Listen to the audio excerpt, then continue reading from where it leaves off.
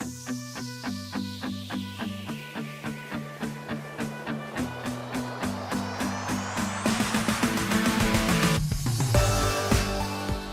guys, Shane McMurray from The Wedding Report. In this episode, I meet with Ashlee and Katie. They're from Signed, Sealed, Delivered Events in the St. Louis area.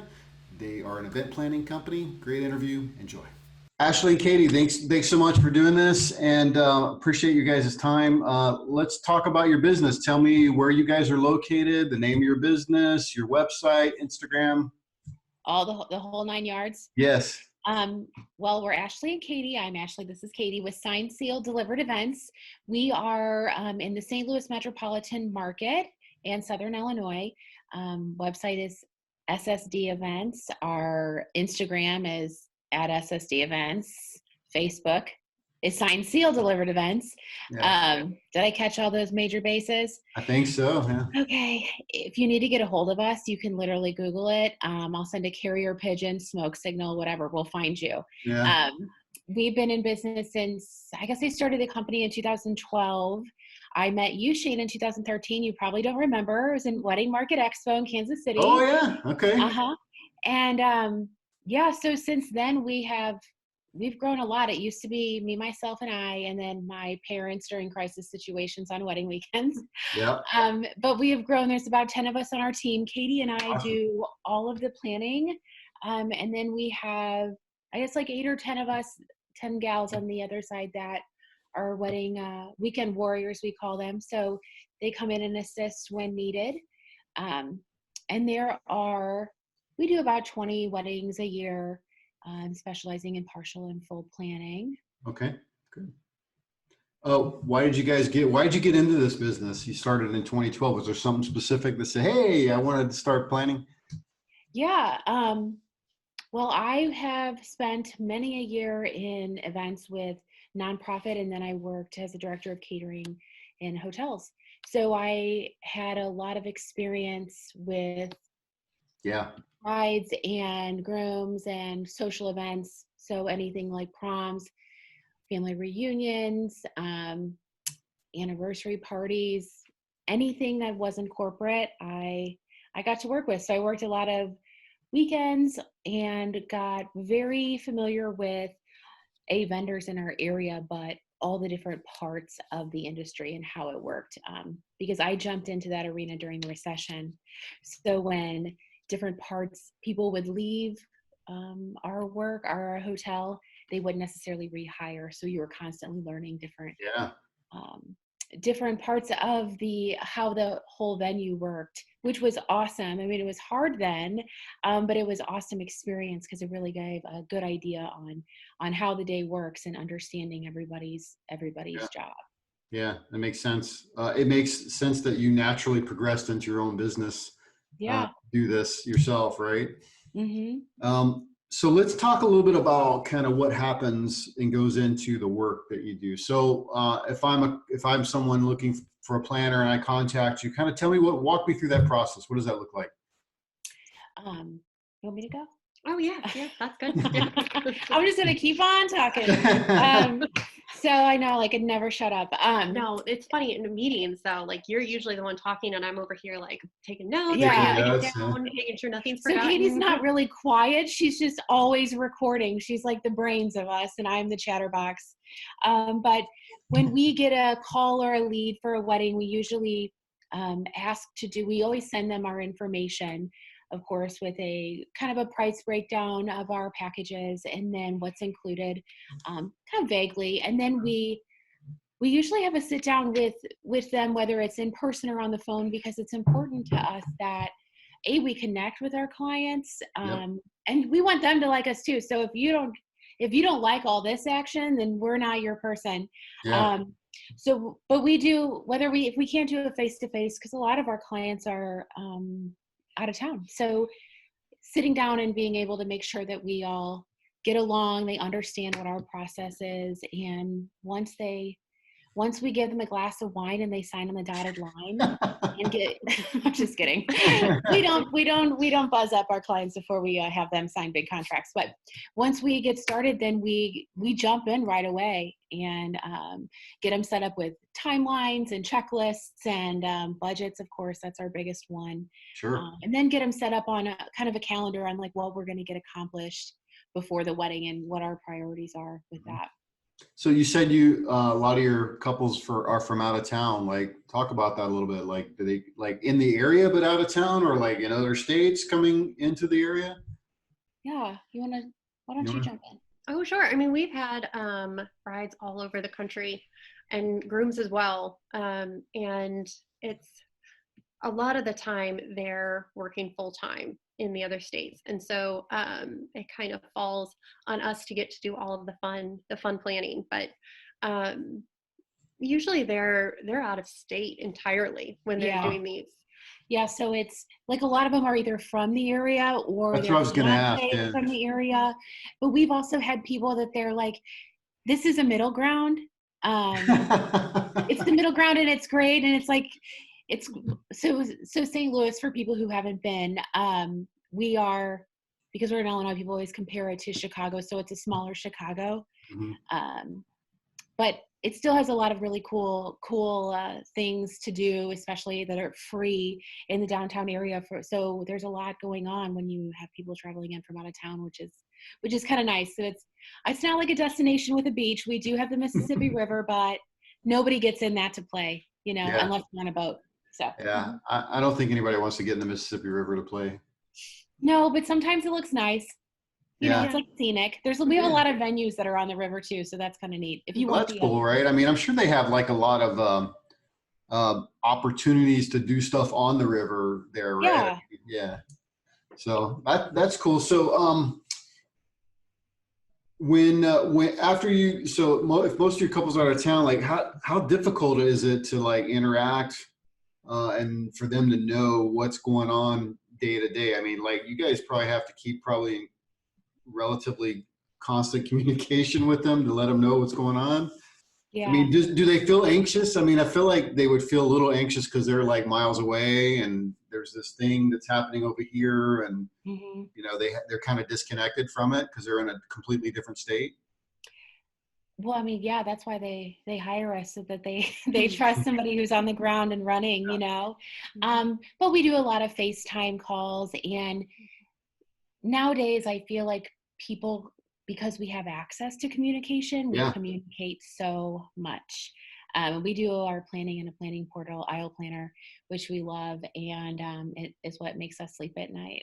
I tell Aisle Planner that like every week. I'm like, thank you so much for helping me sleep. But we do so much online with them, and we meet with our couples probably 5 to 8 times before the wedding. So whether it's when they come in town and we just do like marathon planning, like 8 hours of planning, or just whenever it is convenient for them, or and sometimes too it's us meeting with their family members that are in town. Yeah. But yeah, nobody's missing out on information. We are the all about making sure that everything has been crossed and dotted and everyone knows what's going on. Oh, good. So talk about marathon planning. You said that's an 8-hour day. What does that look like? Well, meaning like if someone came in town and we had 1 or 2 days to knock out venue tours, meeting with different vendors, we schedule that and we make sure that we have a checklist for all of that. So what are our priorities today? What are we trying to accomplish? And just making the most of the time while we're there. And we always pack snacks too. So good. Do you feel like probably the biggest part of that is like finding the right venue that works for them? Or you guys probably already have a good idea of all the venues and stuff in that space, but I'm saying for them, like they're not there. They've told you what they want. You guys probably have a good idea, but for them to like, oh, I need to come see it, or I need to go look at it or something. I mean, is that a challenge? Are you FaceTiming them and go, hey, look at this thing over here, I mean, we have done that. And there are a lot of venues here who have virtual tours. Nice. So it's like you can actually walk through the whole space, go up the stairs, go around the room. So that's really helpful. That helps. before we even set up tours and whatnot, we go through and get like, will this match, like, look at their website, look at their social media, look at other blog posts of other people that have done weddings there. Does this match what you're looking for? Mm-hmm. Most importantly, does it match your budget? Is your date available? So we try to make sure that we are making the most of their time when they're here. Yeah, that's good. Do you feel like the biggest challenge might be finding the right place with the right date and the right budget for them? Well, no, I feel like that usually pans out, and sometimes people hire us before they've found Anything? they've hired us after they've already booked their venue. Oh, But okay. yeah, I think as far as like challenges go, it would definitely, we run into this with almost every wedding. No matter what your budget is, it could be $20,000 or $250,000. You always want something that's above your budget, like no matter what. So that to me is like, we know that that's going to come up in the conversation. And also what really surprises people is what things cost. So that is always a fun pill for them to swallow, but that's a conversation we like to have in advance. Like, what are your priorities? Like, we know you want amazing everything, but you have to pick 3. And then when it comes down to, if it doesn't fit in the budget, then we go back to, is it a priority? What can we do without? What's going to be the thing that leaves the biggest impact? What's going to be important after it's all over? So that's kind of how we work those conversations and make and decision making, of course. Yeah, that's good. Because I think that you have to, right? Like, what are your priorities? And then is this real, like everybody wants everything great, like you said. So then it's, well, everything I want great, but well, what's really important, right? And then you just have to kind of like peel it back and go, well, is that really important? Because it's going to cost this, and you said you didn't want to spend that much, so here, yeah. Good. So tell me what kind of goes into the day that you guys are going to the wedding. What does your day look like? Well, tell them what time our days start on wedding day. Right around midnight, I guess. As soon as the clock turns midnight, right? We're like, yep, bright-eyed and bushy-tailed, ready to go. No, I think one of the biggest surprises that brides seem to have is how long hair and makeup takes. And so we'll say, we need hair and makeup done by noon. Well, we're starting at 6 a.m. So Ashlee and I are up. We are texting our maid of honor. We might not be in our blazers at 6 a.m., but we are present virtually. Yeah, like we want to make sure has the hair and makeup person parked? We already know that we've given them the room information, but we want to make sure everybody's where they need to be. So, and what happens with that, like, people get wedding day jitters. Yeah. Katie and I take that off our clients' hands and we get the wedding day jitters. So we're like, there's always like 5 alarms set, and then she wakes up and I'm like, text me when you wake up just to make sure, because it's a one-time day, so you want to make sure everything goes as smooth as it can possibly go. So even if we're not yet, just like she said, if we're not physically there, we've already started, making sure everybody's set and ready to go and that they have everything that they need. And we typically, like, as far as arriving, it's about an hour before the photographer arrives, just so that we can check in with everybody, clean up the room, get all the detail pictures and whatnot ready. And then we run. We run until it's done, huh? Till the party's over, How long does hair and makeup usually take on average, right, Katie? Come on, tell me. I mean, really, honestly, it depends on how many people you have and how big of a team. So we like to average 30 to 45 minutes per service. And now if you're doing like extra eyelashes or if you have a ton of hair, that may change things. But with anything in our timeline, though, like, not that we lie, but we pad our time. So if you say we need 3 hours for this, I'm going to give you 3.5, because I want to make sure, like, if there's problems with parking or traffic or transportation or, anything that can come up, we want the day to go as smooth as it possibly can. So having an extra 5 minutes here and there, it's not really hurting anybody, and actually is nicer because it gives their more energy.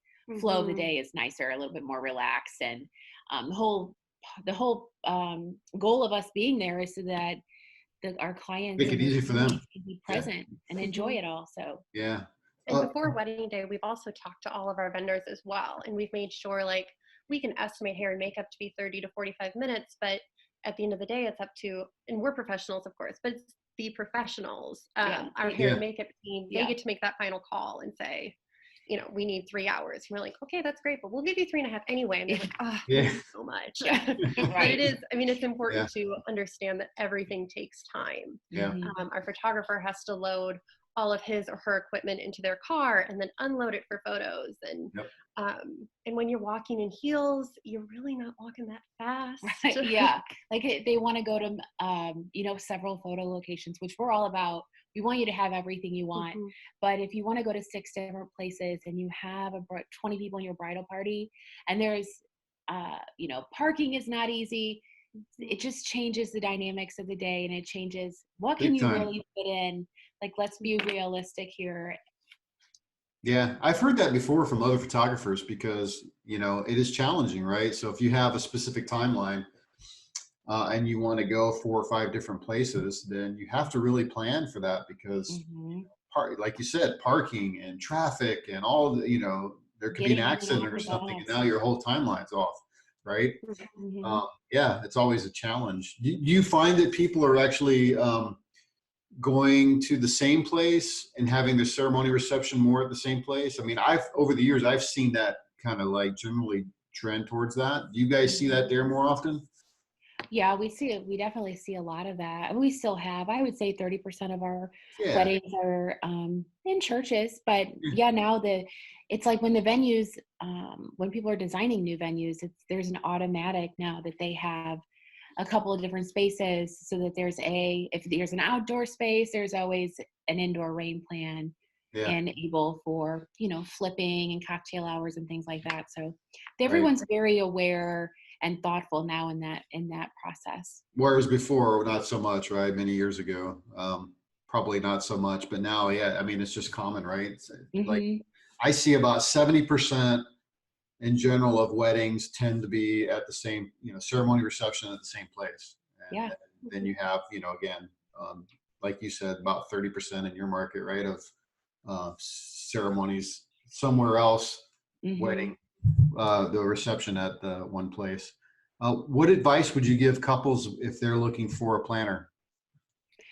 Well, in general, advice I would give couples in general is know your budget before you start that planning process, because you will be like we'll say it a million times, you'll be very surprised at what things cost. So knowing your budget, being flexible with your date, and what else would you say, like when picking a planner? Make sure that you're connecting. Yeah. You know, like we're there. We're in very intimate moments. Oh yeah, we see all of your so you want to make sure you feel comfortable with us. Like basically we want to come to your Thanksgiving dinner after the wedding because we like are gonna love you so much, but you want to feel like I can be really open and honest with these people and tell them what we want. Yeah We that had makes one sense. bride. Oh, sorry. No, go ahead. I said that makes sense. I hear that a lot. Yeah, I mean, we had one bride in August. She called the week of her wedding and she goes, I just tried my dress on and it didn't close.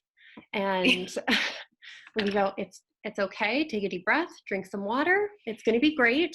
Stop eating bread. Yeah, no more carbs. No, just kidding. No, but for real, I was like, no carbs for 2 weeks. You'll be fine. No carbs, baby girl.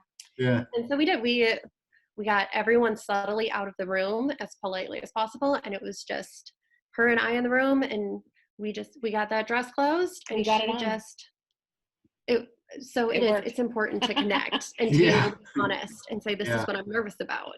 Yeah, she's probably freaking out, right? By the time, the dress doesn't fit. Oh my God, it's the end of the world, right? It really is. 100%. Yeah, for sure. All right, so let's switch gears a little bit. Let's talk about the business side. And tell me, what would you think, or for you guys, is working well right now? In general, I think our team works really well together. I think we have a really good system in place. We know a lot of people. I mean, we've been in the industry for 12 years. So we've met a lot of people, and we're pretty much, we like to stay in the know of things. Yeah. So I think that part is going really well. And I'm pretty proud.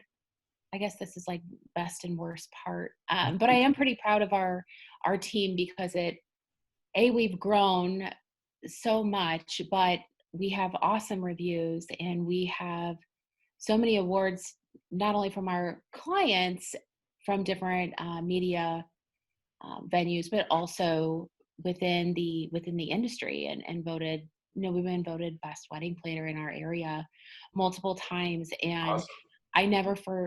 I am always so grateful that even when it's not physically me running that wedding, the clients and the vendors all still have that same experience.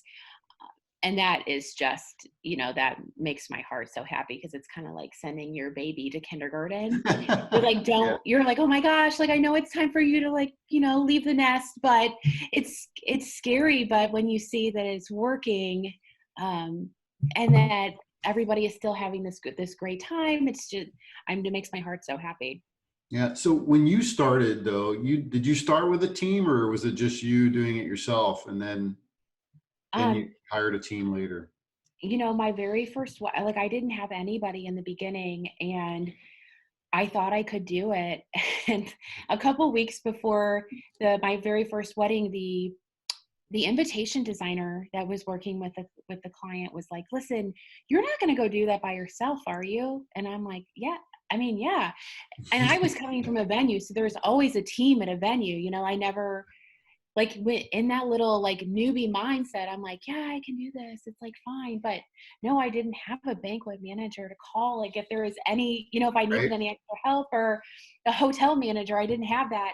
And so at the very last minute, she goes, I'm coming to this wedding. Like, you're not doing it by yourself. And Wow. thank God that she came, because I needed her. And from then on, I never went to a wedding by myself. And it's grown from, just interns, but some people on our wedding team were past brides, and others had planning businesses before. And they're like, listen, don't want to run it, but I definitely want to still do it. Hmm. And then we've had people that are bridal consultants that work in dress stores or in sound production. We've had people that worked for DJs that come in. So it's just Yeah. a wide, and florists. So it's like a wide variety that have kind of come in. So did you bring people on, like, as employees, or did you work out a deal where you were partnering with them to do the event as a partnership kind of thing? Because I think No, that's important, right? Like, if you're a business and for you to bring on employees, there's a lot of overhead in that piece. And so yes, there's a 100%. threshold and a struggle for businesses to go, when is it time for me to hire someone and bring them on as an employee, versus like, hey, let me hire some contractors as the Yeah. team kind of deal, and let's work together. So Yep. A lot of them are contractors. Katie is our only employee. Um, yeah, because that is such a hard thing within a small business. yeah. I mean, just taxes alone go, oh my gosh. Yeah, right. Yeah, and what it costs for marketing, and then the demand to stay apprised of all of the things that are going on, and having a curated, beautiful feed and Insta stories. So you're always going in this expectation to be always going, and that's a job in itself Yes. outside of the actual planning part. So yeah, it's definitely challenging. Yeah, I can imagine. Yeah. Well, so let's talk a little bit about, like, we talked a little bit about it right there, but what other challenges would you say, either industry wide, maybe in your market, or just in general as a business owner? What are the challenges you guys see? Um, you have any in mind off the top of your head? I mean, I think just being kind to each other and Yeah. understanding that we're all on our own journey, and that actually Ashlee and I spent the day with a baker on Wednesday, and that's what's so incredible about Ashlee, is that she encourages her team to learn more about the other vendors, and so that when this baker comes in on wedding day and we're like, yep, cake goes there, good luck, bye, like, that doesn't happen. It's like, no, what can I do? I'm not carrying that cake, that's for sure, but let me walk in front of you so that nobody's turning the corner, Yeah, running into you. getting the Like, doors and things like that. yeah. And so just being really, really kind and respectful of your fellow vendors, but then also of your clients, your couples. Yeah. Yeah, knowing, I think one of the biggest challenges for whether you've been in the industry for 20 years, whether you are new, whether you are a couple who wants to get married, is understanding what everyone's job is. Just like knowing what they need to be successful, like why you're hiring this person based off their reputation. It's never what it looks like. There's always way more involved and way more time involved. And I think that as vendors, we can be better at our jobs if we understand that and have that compassion for one another and always assume that everyone's doing their best. So knowing that, and like another challenge that I think is more and more prevalent now is, I said this just on another podcast last week, we live in the Amazon Prime era. So everyone wants everything now. Like they think that we're computers. And not only that, so they're expecting all of these things. So you get tons of inquiries, a ton of ghosting, and people who are just shopping around for price, but they don't realize like, hey, these are like real people with real families who are taking the time to sit down with you. And like for them to do custom proposals, like that takes time. It's not, you are a person, what you're asking for is specific, and that's why we do what we do. But along with that, there is that idea that there are so many different options, and there's, Pinterest and the World Wide Web has given us so many amazing resources, but they're also afraid of making decisions and making the wrong decision, because ultimately this is happening one time and they want it to be amazing. So we've had a lot of challenges with indecisiveness and last minute, and some of our clients have missed out on hiring certain vendors. They've missed deadlines because of that challenge. No matter how much, like really sweet, like, hey guys, we really need to make a decision on this. Like we're gonna, that kind of thing has been challenging in the past. Isn't that funny though? You said like everybody's like mindset is Amazon Prime, yet here they are challenged with making a decision to get something done. Yeah, and they're overwhelmed by all of the information, yet they still keep collecting it. I think what you said is that also plays into what you about the pricing piece too, because I think we're oversaturated with messaging around pricing and discounts and this and that, and then the expectation of Prime where I can get it the same day now, right? I mean, how fast are they pushing the same day delivery, right? Those pressures or those messagings that come at everybody is challenging for us as small business owners, because people expect that type of service when they don't realize, hey, I'm not Amazon. I can't reply to you, like that fast. And, I can't give you a price. I can give you, look, we start at $3,000, but your event is special, right? Everybody's event is custom, right? It's really, so I need time to work that up for you. I'd be happy to do it. I just can't do it right this second. Right. Right. So, and then they expect, I think there is this expectation that people expect discounts. I mean, how many times have you gone clothes shopping, and you go in there and you go, I do this with Banana Republic, right? I'll go into Banana Republic to buy a shirt and I'll go, yeah, they don't have sales this weekend. So I'll just wait till next weekend. I know. It'll be 40% off next weekend. You're looking on an app going, Googling Banana Republic coupons, because in your mind, you're like, you feel good when you have that discount. I know, it's so bad. Isn't it? But that's the mindset of them as well. And as a business, I think we need to understand that consumers that's their mindset. And the reason that they are, here's my date, what's your price, is because of that behavior, right? That behavior is ingrained into us. So why are you texting me back 5 seconds after I texted you to tell me what the price is, right? I mean, that's the expectation. And, you can only do what you can do. And, I know it's a challenge for sure. It is a challenge, but I have really, like, we look at our market, we have 16,833 weddings in our area. we're not going to get all of them. And I just feel, and we don't want all of them, holy cannoli. Yeah.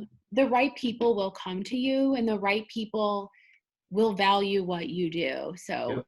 sometimes it takes a while to find that and to get in that place with a business. Cause in the beginning, like, you take everything and you work for way less than what your service is worth because you're still learning and you're trying to Yep. build and all that. But now we're in a place where we go, listen, I know how long that takes, and I know what that costs. So, I Yeah. mean, I think that just takes I know. Yeah. So I think that's really great, because what that does is it gets you to a place where you have learned, and you're at a place where you can go, okay, look, this is my customer. This is the customer I'm willing to do business with. Mhm. And then once I settle into that, then I got to figure out what can I do to grow my business. Now you go, okay, what are some other services or things that I can offer in different areas or different ways that will allow me to grow? Like, I'll give you a great example, and this happens a lot in the luxury business. Vera Wang, you know who she is. She builds luxury wedding dresses, right? Mhm. Well, one of the things I mean, honestly, she has a limited market, right? Only so many people can afford her dress. Well, for her to grow her business and her brand to continue to grow 2, 3, 4, 5% per year, she's got to do something different. So what does she do? She decided, and this is a long time ago, but she said, all right, well, let's make a dress or some dresses that fit into a lower side of the market, and sell them for $1,500 at David's Bridal. What does that do for her? That allows her to basically grow her business and continue to grow. But you got to get to a place where you're like, okay, here's where I am. I've got everything set. I'm good. Now what can I do to grow a little bit, right? What can I do to like reach down and maybe like all the luxury brands do it, all the purse vendors, all the clothing vendors, they all do it. I mean, why do you think there's so many outlet stores today, right? That's why. Right. So, yeah. Something What to think about. Yeah, for sure. All right. So last question. What's your best or worst wedding story? Well, we can tell you a good one. We'll just stick with one event and tell you all the fun that happened with it and make it quick and concise. So this couple was wonderful. Like, they have awesome families, and we truly feel like they found us and they were supposed to work with us. So we'll start with that. But Okay. I love that this bride sent her invitations out 15 minutes before we were actually supposed to start the ceremony, because she wanted to make sure everybody was on time. Now, what I love about her guests is that they knew this about her. So they arrived 15 minutes before they were supposed to be there.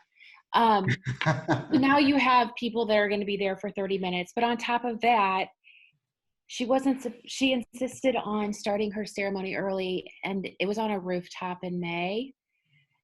And they won't let we were not supposed to have any ceremonies before 5 o'clock because of the heat. And of course it was hot. Yeah. So everyone is standing out there and they're like real cranksters. And that's water stations. We did whatever we could, but on the way, and Katie, I'll let you jump in because you were with them when this went down. Yeah, we were getting ready at an Airbnb, and St. Louis has these beautiful old homes, but older homes have really small stairwells, and the brother-in-law ended up falling down the stairs carrying his 3-year-old daughter and broke his arm. Oh no. So he was headed to the ER, and then the rest of the bridal party we ordered Ubers for, which is great. But our maid of honor, got into an Uber with a driver who didn't know the area very well and wasn't entirely sure where the venue was, and ended up getting lost. Oh no. So and her husband was the one that fell down the stairs. Oh, so geez. so she has to go to the hospital, and Uber's getting lost. All these guests are waiting. They're like super crabby. They think that we're doing our job bad, which obviously that's not a huge priority. But so now the bride gets there, and we're waiting and waiting and waiting for the sister. And we didn't want to start this with her sister. And by the way, her sister was 8.5 months pregnant, so she shouldn't have been traveling at all. Oh, so it was goodness. already like a really hard day for this poor pumpkin. And then when she does arrive, the doorman decides that he is on break. So he leaves the area, and we cannot get her up into the building. Oh And my it was God. in this really cool old car. It was a car museum. So they're like the elevators were car elevators, and that was locked, so she couldn't get in. So we just had to keep waiting.